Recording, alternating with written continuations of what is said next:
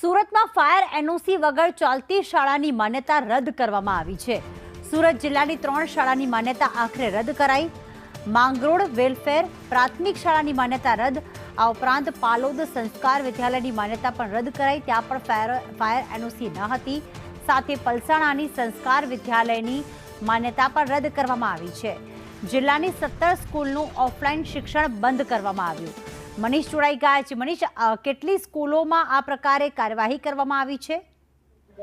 જી બિલકુલ, વાત કરીએ તો સુરત જિલ્લા વિભાગની શાળાઓ પર જિલ્લા ડીઓ કચેરી દ્વારા કાર્યવાહી કરવામાં આવી છે। ફાયર એનઓસી વિના ચાલતી સુરત જિલ્લાની 3 શાળાની માન્યતા રદ કરવામાં આવી છે, કારણ કે જે એનઓસી નહીં હોય અને બાળકોના જીવ સાથે સીધા ચેરા કરતા હોય અને અગાઉ પણ અનેક બનાવો બની ગયા છે, જેમાં આગ લાગવાની ઘટના બની હોય અને બાળકો દાઝી ગયા હોય, ત્યારે ગંભીરતાથી આ ઘટનાને લઈ માન્યતા રદ કરવામાં આવી છે। સુરત જિલ્લાની જે કહેવાય કે સ્કૂલ છે તેની આ માન્યતા રદ છે। ખાસ કરીને વાત કરીએ તો માંગરોળ વેલફેર પ્રાથમિક શાળા, પાલોદ સંસ્કાર વિદ્યાલય અને પલસાણી સંસ્કાર વિદ્યાલયનો સમાવેશ કરવામાં આવે છે।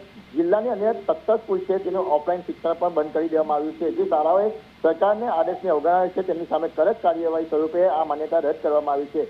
સાથે જ એક વાત કરીએ તો કમિટીની રચના પણ કરવામાં આવી છે। કમિટી દ્વારા કરવામાં આવેલી તપાસ અને રિપોર્ટના આધારે માન્યતા રદ કરવામાં આવી છે। જી આભાર મનીષ, તમામ વિગતો માટે।